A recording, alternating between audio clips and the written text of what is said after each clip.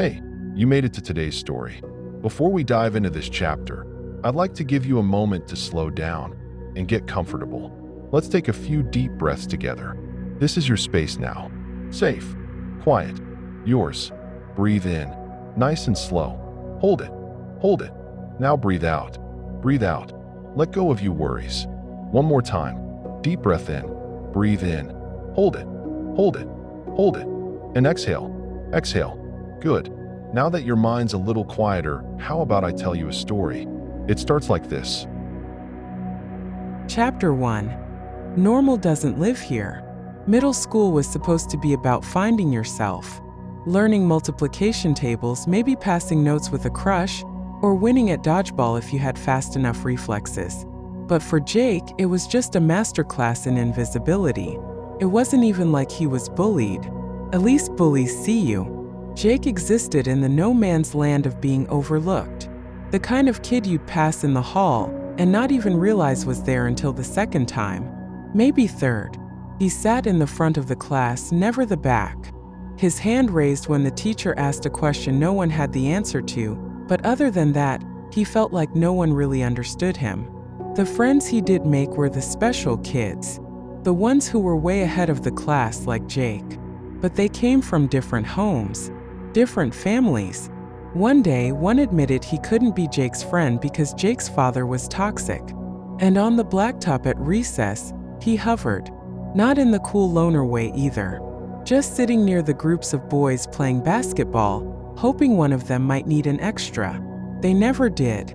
Sometimes they didn't even register that he was standing there. He'd clench his fists without meaning to, as if his body were trying to hold something back that had nowhere else to go. He could only describe it as a static hum under his skin, a storm building but never breaking. Not anger, more reserved than that. He just wanted a chance to be like the other kids.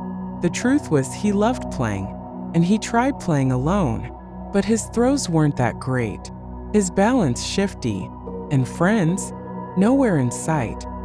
His stepbrother Jeremy, though. He was the golden boy of the family, picked first in gym, teacher's pet, baseball league captain.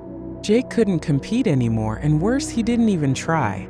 Trying only made the failure more personal. Besides, the last time he did try, the ball had ascended a little higher in the air. Everyone said it was a gust of wind. Jake wasn't so sure. He could have sworn he felt some energy force exude from his hand.